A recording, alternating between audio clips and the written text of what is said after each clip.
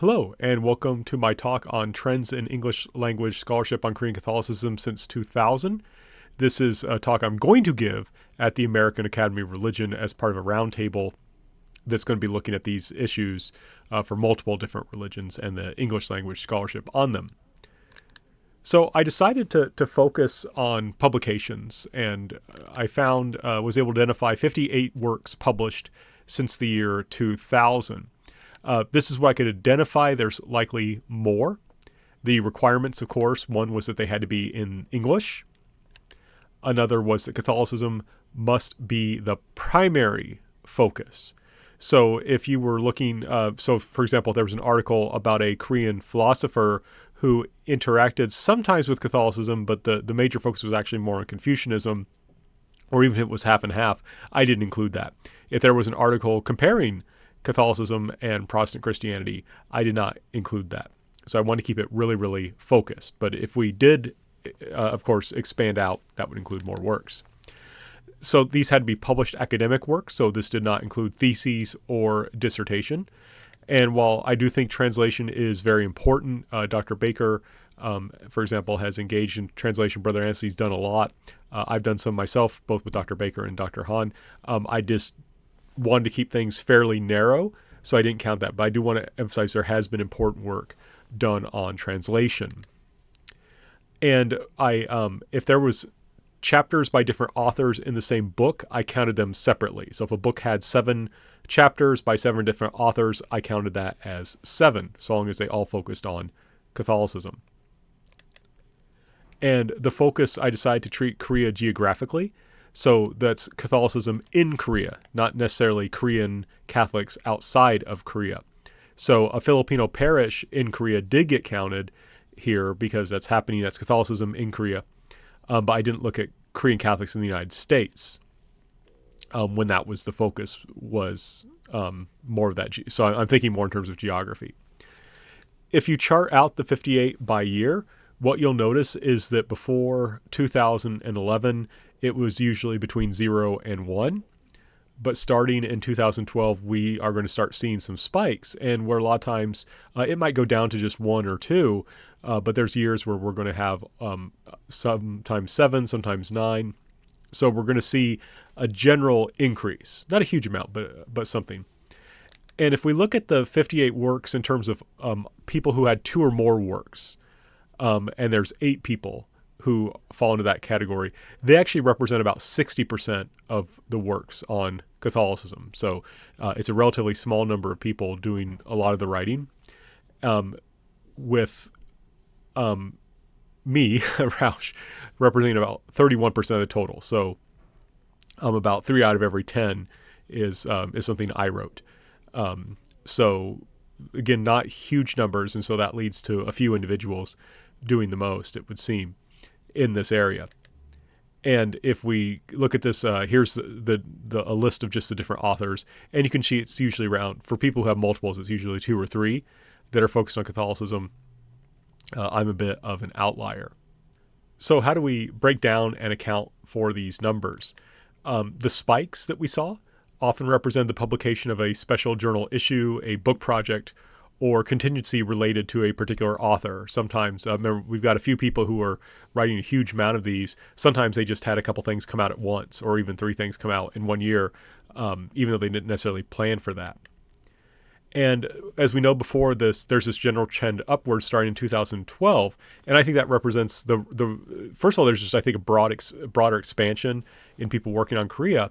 And there's this kind of new generation who are doing work that's including Korean Catholicism. So, for example, Kali, Han, Roush, Ro, and Tori, I think, we're all coming kind of age at the same time. Song Ji-yeon joins a little bit later, so she's not exactly the same. She's kind of like 1.5 generation in that sort of sense. But you do have this kind of generational shift, it would seem. You might say, what about Dr. Don Baker? I thought he worked in this, and he does. He does a lot of work. However, it wasn't always something that fell within Korean Catholicism, right? So here's an example of some of his works, right? So there is some stuff there, but a Korean Confucian's advice on how to be moral. Yeah, Taesun Chongyakyeong was a Catholic for a time, but that's not the focus of the book, so I did not count that book. Korean Spirituality deals with Catholicism. I did not include that. And I just include some other works so you can just see a point I'll get to momentarily. But there's someone who maybe wrote a lot early on Korean Catholicism isn't necessarily going to stay doing that, right? And what I think happens is that there's a flattening out or a decline in terms of publication by some authors as they broaden out. I think for many scholars, as they their scholarship develops, they enter into a more comparative or integrative stage as their scholarship matures. So in a sense, once you're like, okay, I really understand this religion pretty well, now I can bring it in conversation with other religions, or I can figure out how it interacts with a broader theme. And I think that's what's happening, because even though, like I said, there's a I'm publishing a lot on Korean Catholicism, and then we have people who are doing like 3 or 4. It's not that they didn't stop publishing, but that what they were focusing on changed. And a lot of it, I think, has to do with this kind of switching over to more comparative integrative approach, where for whatever reason, I'm kind of staying more focused in this way. So if we think about the themes that this scholarship is covering, a lot is really interested in the pre-Korean Catholic community and Korean interactions with Catholicism. So this is non-Catholic Koreans interacting with Catholicism. And a lot of times, though, this is going on in Korea, so I didn't think about these works as well. But they're especially interested, okay, what about China? What about Japan? And what about Confucian works? And it makes sense there's always an interest in origins, and especially when we actually get a early Catholic community, right? So there's always that kind of interest in those beginnings. There's also a lot on violence and persecution. Some of this is looking at how does the government justify persecution, does law interact with this use of violence, and more from the Catholic perspective, what does martyrdom mean? Why are these people being martyred, and so forth. Another area that receives a lot of attention are the missionaries that were working in Korea, primarily the French missionaries, and the cultural interaction between them and Koreans. Gender relations and women is also an important theme that we see a lot on.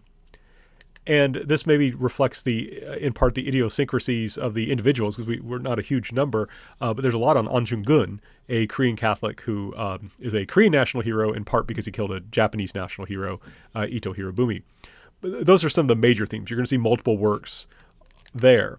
In terms of minor themes, there's some interest in the actual process of canonization and the archives that support that. There's been an article, for example, written on a parish history, where they followed the history, kind of a local history article looking at a particular parish. There is some material on the Japanese colonial period. There's some articles on the Cold War. Democracy and spirituality. And that might sound like kind of an odd combination, perhaps, but a lot of that's coming because there was one particular scholar who was interested in Cardinal Kim Soo-hwan, Stephen Kim Soo-hwan, who was active in the democratization movement, and he was considering his spirituality in that. There's also some work being done on contemporary Catholicism on subjects like COVID-19, on ROK-DPRK relations with Japan, more broadly speaking, Korean Catholic relations with the wider world, and issues of pilgrimage. And of course, there's also some work on non-Korean Catholics in Korea. So thinking about these themes, I think they tend to follow some very logical trends. For example, persecution and violence makes sense considering the history that we have there. That's just something that really marked Korean Catholicism in its early period, is dealing with persecution. It also makes sense with that and with law, that it's just those are documents that we have. We actually, we have documents of the government talking about persecution, talking about law. We have documents from the Catholic's perspective talking about persecution. Maybe not talking about law as much, but that's just what the documents are. And when there's documents, you can do research. And I think this is similar to themes covered in Korean scholarship, right? There's a lot of overlap here and a lot of conversation happening here. One thing, though, that you see much more in the Korean language scholarship is that there tends to be a lot more work that is overtly Catholic and is much more, has as its audience Catholics. And there's a lot of Catholic church institutions that produce this kind of history. and but we don't see that as much in the English language scholarship. And I think a lot of this is just shaped a lot by individual interest, which is important because we're not a big group of people, right? There's not that many people studying this. So it's just, if you have one person interested in a particular topic, you're going to get a lot on that topic. And it's maybe out of proportion where it wouldn't stick out as much if we were doing something like American Civil War history. So thinking about some future directions and potential issues with this scholarship, it would be great to be able to see more work on on something other than persecution during the time of persecution, right? Thinking about what was it like to be Catholic in the early 19th century outside of when Catholics were dying. Of course, more work on the open port period. That's an interesting time that does have a lot of resources. There's a lot of that in Korean, not as much in English. More on the Japanese colonial period would certainly be welcome. That would be interesting. More on the Cold War and democratization would also be great. And I think there's some difficulties, though, in dealing with this issue. One is that the archives are not easy always to access, especially if you're not in Korea. And many of the scholars that are producing scholarship on Korean Catholicism are not in Korea. And also another part that makes these things difficult is the language, right? Especially if you're not a native Korean speaker, you need like 3 to do Japanese colonial period, right? You need English, Japanese, Korean, some French would be helpful, maybe some German. It's not easy. It's one thing that I do know, though, that would be valuable is that I think for Korean-based scholars, these are harder issues to deal with politically. That I think we have a little bit more freedom here for scholars who are working outside Korean English have a little bit more freedom to explore these issues. And so these are areas where I can hope we can have more attention. And I do always want to point out that in all things, it seems like the Protestants are ahead of the Catholics in this area. So, scholars of Catholicism, we need to work hard. We need to catch up with the scholars of Protestantism. They're always ahead of us. I want us to win at least once, right? Let's win at least once. Another area that I think could be interesting is looking at themes over time and see how those changed. Another aspect, and again, I think the language, especially with anthropological examples, is difficult, but more of these kinds of approaches. And I just held up this book, From Situate Selves to the Self, Conversion and Personhood Among Roman Catholics in Tokyo. And this is by Hisako Omori, who is is an anthropologist. And one thing that we also could use more of is looking at reception. So my own work, when I'm looking at contemporary Catholicism, usually works on production. I'm like, okay, I'm going to look at some official and official adjacent Catholic sources and what they're saying about a certain issue. That doesn't tell us what Catholics think about that issue. And looking more at that, I think, would be helpful. So some potential obstacles. Not that many people are actually studying this area, and many will shift over to study something else eventually, right? And so that creates some limitations. I don't know if this is a lack of interest, but I think even if there is an interest in it, there are some issues. Can you get a job doing this kind of work? Can you get a job just looking at Catholicism in Korea? I think it's very difficult to do so, especially as not even Catholic institutions are particularly interested in it. And if you can't get Catholic institutions interested in Catholicism, I don't know necessarily who would be interested in it. So the question then is, how much does it intersect with broader interests in academia?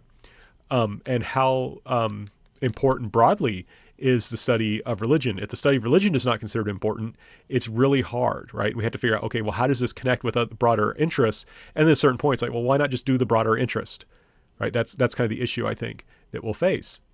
And that's just kind of the difficulty we deal with in the environment we're in, is that religion often seems as unimportant unless you can connect it to something else. Religion qua religion doesn't seem to be that interesting. Now, if you can put religion and something, well, then you maybe can do something with it. But then, okay, why not just study the something? And so we've got this kind of question. Can Catholicism connect to something else sufficiently to attract or be sufficiently interesting in of itself to produce scholars and scholarship? Right? That's kind of the question. And in my response to it, I'm cautiously optimistic.